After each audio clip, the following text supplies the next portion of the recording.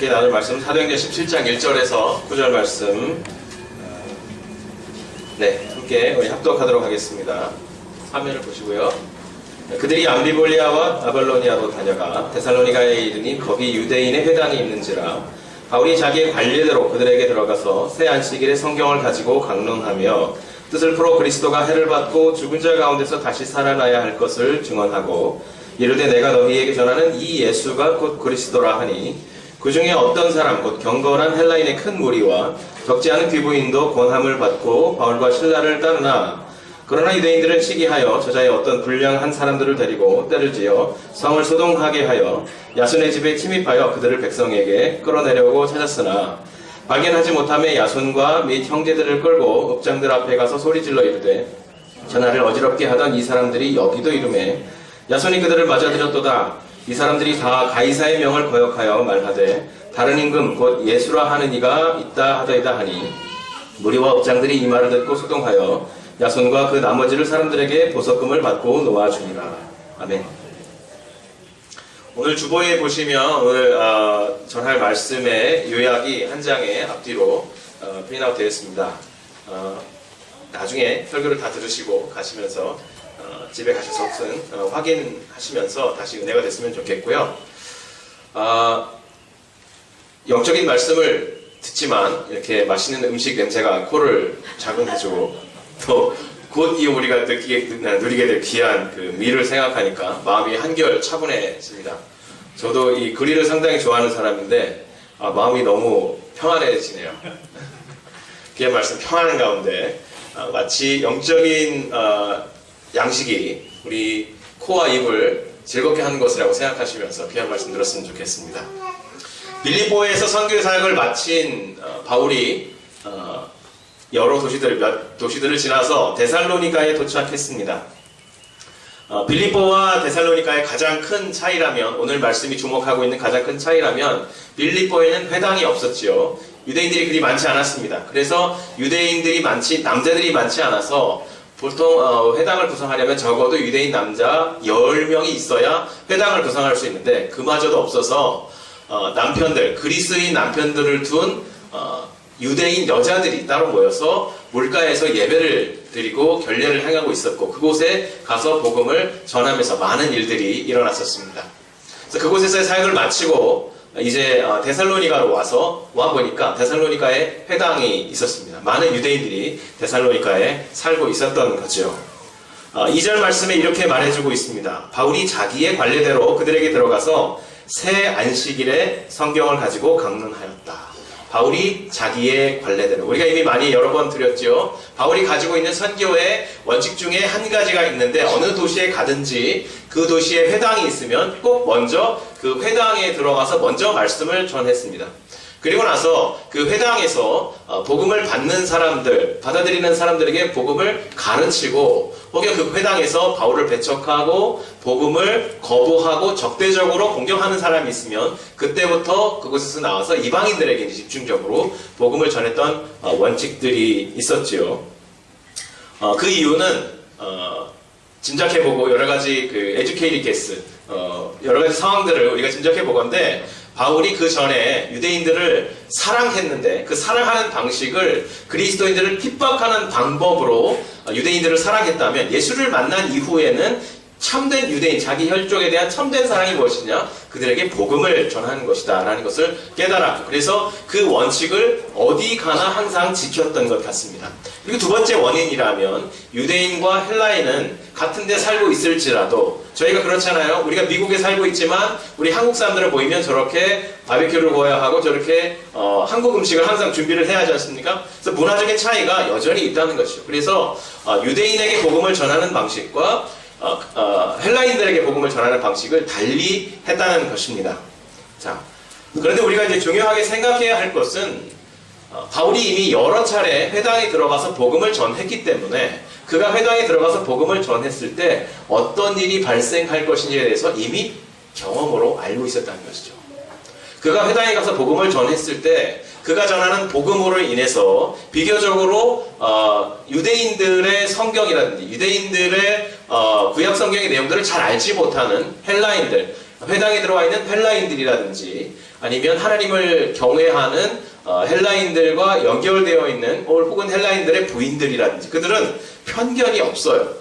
편견이 없기 때문에 복음을 전하면 있는 그대로 복음을 받아들이는 경향이 있는가 하면 유대인들은 뭔가 편견이 있어서 유대인들의 복음을 바울의 복음을 잘 받아들이지 못하는 성향이 있었다는 것입니다. 그 성향으로 인해서 그들의 반응이 갈라지게 되고 그로 인해서 결과적으로 어떤 현상들이 나타나는데 바울이 회당에 들어가서 복음을 전했을 때 나타난 결과들이 바울에게는 절대 좋은 경험들이 아니었다는 것입니다.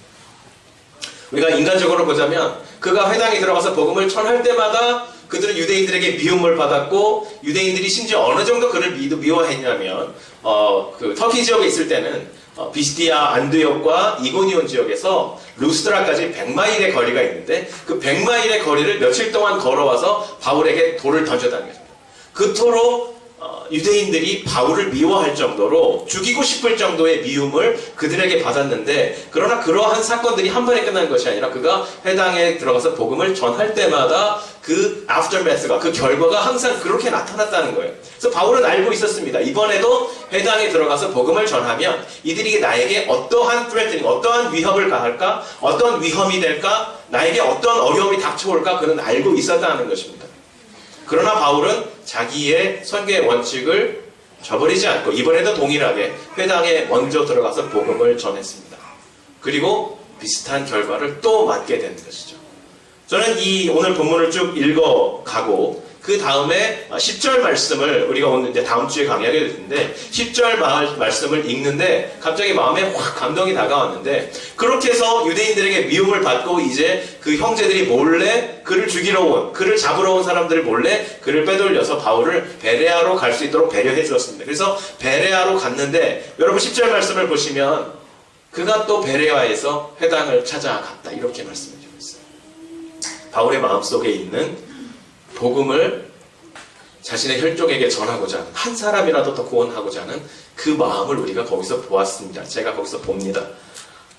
그러면 바울은 이 회당에 들어가서 도대체 그 열정을 가지고 어떤 말씀을 전했느냐 보면은 3절 말씀이죠. 그리스도가 해를 받고 죽은 자 가운데서 다시 살아야 할 것을 증언하고 이르되 내가 너희에게 전하는 이 예수가 곧 그리스도라. 세컨드 스텝이에요. 첫 번째는 예수라는 메시아가 있는데 메시아는 반드시 죽었다가 부활해야 합니다. 이렇게 전했습니다. 왜 이 복음의 말씀을 이렇게 전했느냐? 우리에게는 아주 익숙한 말씀이죠. 너무 당연한 말씀이에요. 그러나 유대인들에게는 익숙한 말씀이 아닙니다. 왜냐하면 예수님 당시에 메시아가 올 것이다. 메시아가 와야 한다. 메시아를 고대하는 믿음들이 아주 가득했습니다. 그러나 메시아의 타입, 메시아는 이런 사람일 것이다 라는 타입들이 있었는데요. 그 중에 왕으로 오실 것이다. 혹은 선지자로 오실 것이다. 혹은 아주 싸움에 능한 전사로 오실 것이다. 또 그가 오셔서 우리를 구원하는 구원자로 오실 것이다. 또 우리를 구원하는 동시에 우리를 괴롭히는 이방인을 심판하는 심판자로 오실 것이다. 이러한 기대들이 있었습니다. 이 모든 기대들이 무엇이죠? 이스라엘에게 유리한 기대들이에요.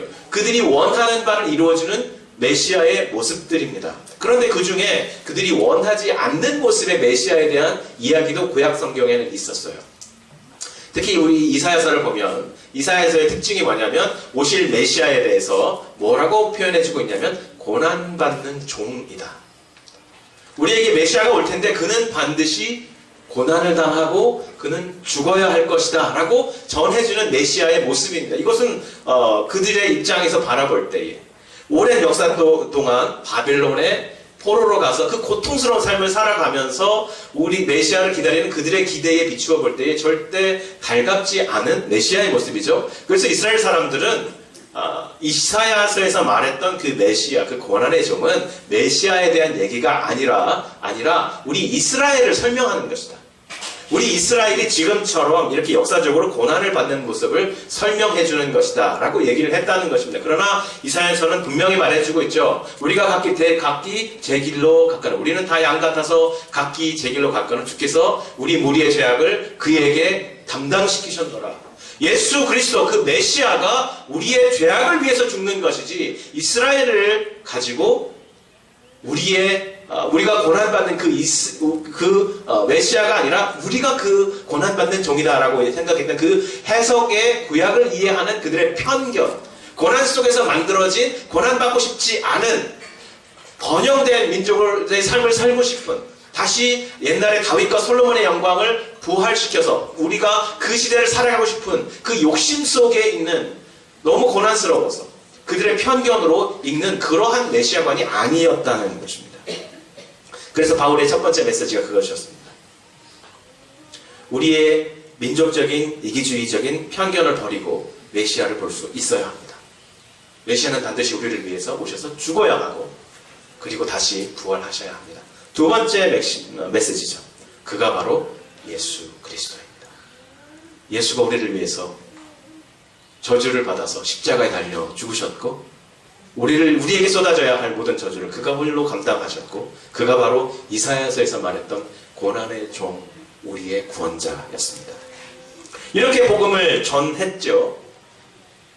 이스라엘 사람들의 구약을 해석하는 그 편견을 건드리면서 복음을 전한 것입니다. 바울은 이것으로 인해서 어떤 결과가 나타날지 이미 다 알고 있었던 것이죠. 자, 4절과 5절 말씀을 보니까 그 중에 어떤 사람 곧 경건한 헬라인의 큰 무리와 적지 않은 귀부인도 권함을 받고 바울과 실라를 따르나 그러나 유대인들은 시기하여 저자의 어떤 불량한 사람 데리고 때를 지어 성을 조성케 하였다. 예상된 결과가 나타나는 것입니다.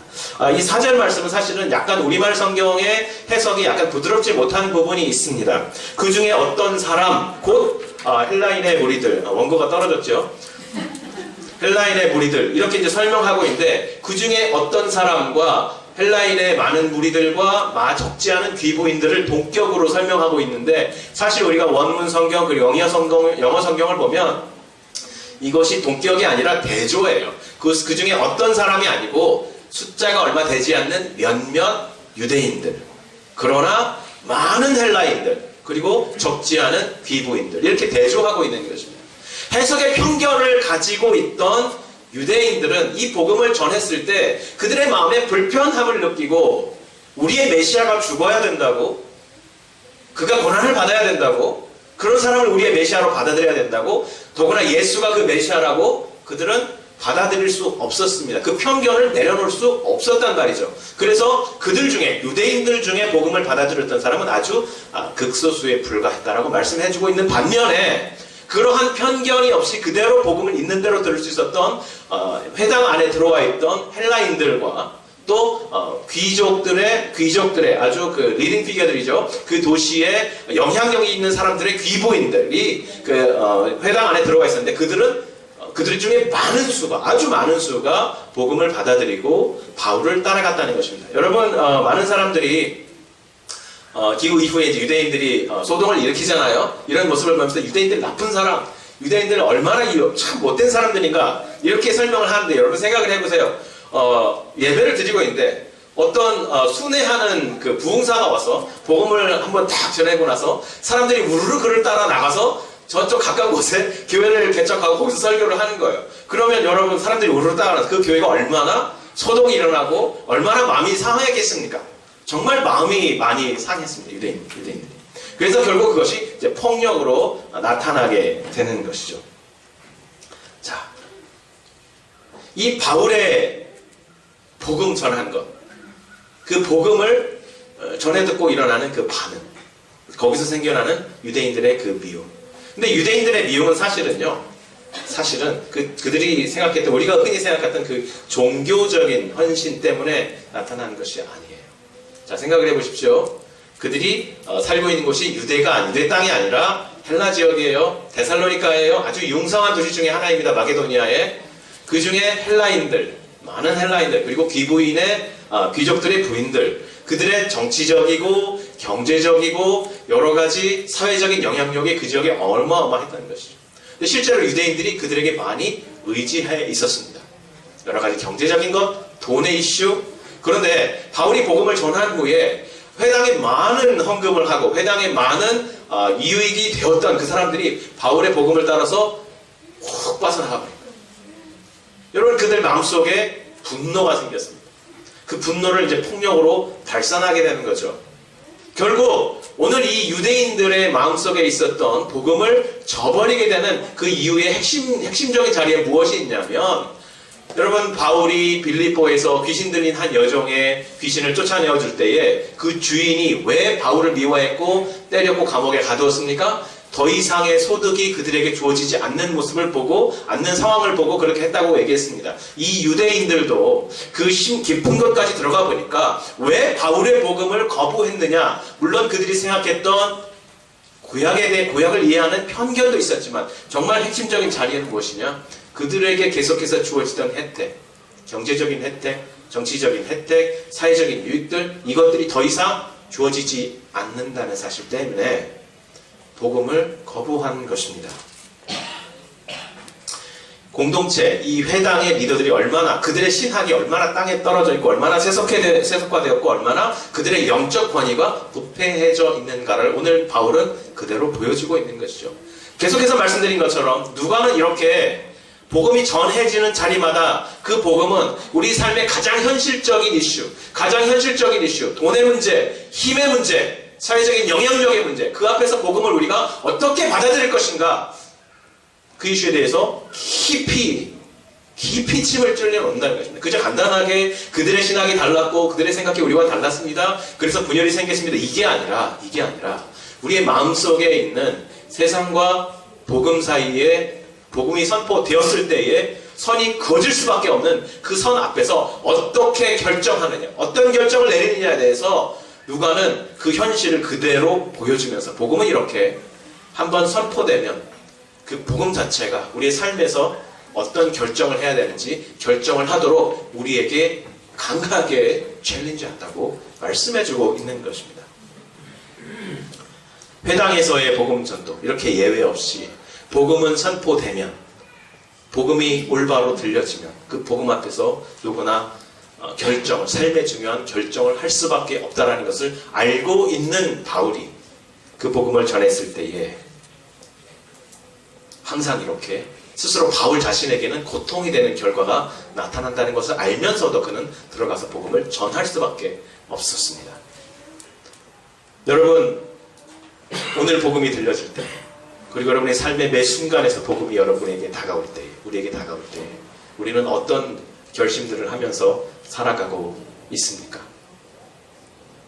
우리는 누가복음, 역시 누가의 기록이죠. 누가복음 12장 5절 이후에 말씀을 다시 상기할 수밖에 없습니다.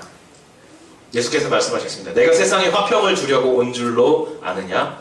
내가 너에게 이르노니 아니라 도리어 분쟁하게 하려 함이로라. 이후부터 한 집에 5사람이 있어 분쟁하되 셋이 둘과 둘이 셋과 하리니 아버지가 아들과 아들이 아버지와 어머니가 딸과 딸이 어머니와 시어머니가 며느리와 며느리가 시어머니와 분쟁하리라 하시리라. 복음은 우리 삶 속에 불편을 만들어내요.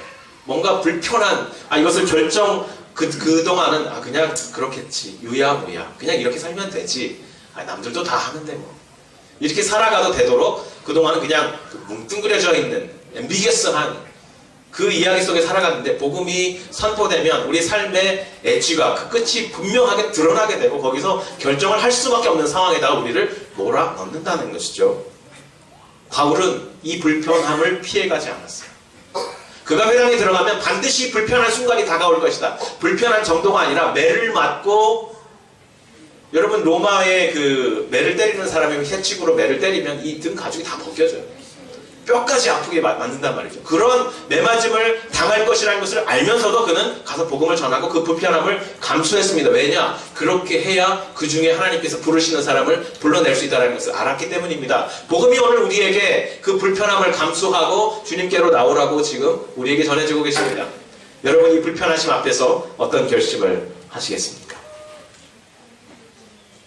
예수 그리스도가 왕인, 그가 다스리는 그 세상에 살아가는 그리스도의 백성으로서 우리는 어떻게 그분을 왕으로 섬기며 살아가야 할까요? 우리 귀한 공동체, 복음의 빛 교회 공동체가 이렇게 또 이 아우팅 나와서 또 귀한 이 하나님께서 만드신 자연 속에서 복음을 누리며 살아갑니다. 뭐 항상 그리스도인들이 항상 그 첨예한 결정에 앞에 놓여서 심각한 생각을 하면서 살아가야 되는 건 아니죠. 오늘 이렇게 하나님께서 만드신 아름다운 자연 속에서 풍성한 쉼과 교제와 은혜들을 누리면서 우리가 갔으면 좋겠습니다. 그러나 이 중에서 정말 우리가 놓지 말아야 할 것은 우리 가운데 역사하시는 복음의 교제, 소통 가운데 함께 하시는, 소통을 통해서 함께 하시는 하나님의 말씀의 권위, 그 말씀의 권위를 붙들고 이제 세상에 나가서 하루를 정말 하나님 말씀에 올곧게 서서 살아가려고 노력하는 그리스도인의 모습, 그 모습을 살아갈 수 있는 성령께서 주시는 힘이 충분히 charge되는, 충전되는 귀한 시간이었으면 좋겠습니다. 저는 그 은혜가 우리 안에 충전되는 데 있어서 소통이 정말 중요하다고 생각합니다. 우리 교회는 장로교회죠. 장로교회는 당회가 있어요. 당회가 무엇이냐면 말씀을 가르치는 장로인 목사와 말씀으로 성도들을 다스리는 룰링 엘더라고 그러죠. 다스리는 장로가 당회를 구성하고, 당회가 교회의 모든 상황에 있어서 영적인 결정을 내리고 지도력을 발휘합니다. 아주 막강한 힘이에요. 아마도 종교개혁을 하면서, 올해가 종교개혁 500주년인데 종교개혁을 하면서 어떠한 성례나 어떠한 사람의 가르침이나 어떤 교회의 권위가 아니라 하나님의 말씀으로만 성도가 다스려지도록 하기 위해서 그 말씀을 가르치고 말씀으로 교회를 제어하는, 가지런히 하는 그 기능을 가진 당회에게 아마 큰 힘을 실어주었던 것 같습니다. 그러나 저는 이 제도만으로는 우리 안에 말씀의 권위가 세워진다고 생각하지 않아요. 제도만으로는 말씀의 권위가 우리의 삶의 끝까지 뿌리내리지 못합니다. 중요한 건 무엇입니까? 이 당회가 가진, 목사가 가진, 장로님이 가진, 집사님들이 가진 이 복음 안에서 치열하게 고민하고 치열하게 우리 삶을 적용해서 얻어내는 그 말씀의 진리가 소통을 통해서 우리 안에 풍성해져야 된다는 것입니다. 그래서 어떤 권위가 위에 있어도 그것을 예수님께서 하신 것처럼 이 땅에 내려와서 같은 눈높이를 맞추고 소통하지 않으면 권위라는 것은 실제로 적용되는, 실제로 월급을 한 권위가 되지 않아요. 그래서 저는 고작 2년 여러분과 함께 삶을 살아왔지만 이 삶의 그 순간순간마다 느낀 것이 무엇이냐면, 소통하는 자리에서 말씀의 권위가 살아난다. 함께 모여서 얘기하는 그 자리에서 우리가 겸손하게 우리의 생각을 열어놓고 하나님의 말씀이 우리 속에서 어떻게 역사하셔야 할지, 어떻게 우리가 그 말씀 앞에 우리를 비추어놓고 vulnerable하게, 약하게 있는 그대로를 열어놓고 나가야 할지, 나올 때, 그 소통이 이루어질 때 사람의 권위가 아니라 말씀의 권위가 세워진다는 것을 발견했습니다. 여러분, 이 권위를 가지고 사람의 권위가 아니라 사람의 입에서 나오지만 그 말씀의 권위가 우리 삶에 하루하루 세워지는 그런 삶을 살 수 있기를 주님의 이름으로 소원합니다. 계속해서 소통하면서, 계속해서 나누면서, 계속해서 은혜 안에 머물면서, 또 오늘 이렇게 귀한 충전의 시간에 소통하면서, 함께 교제하면서 풍성한 은혜의 자리에 계속 머물 수 있기를 주님의 이름으로 축원합니다.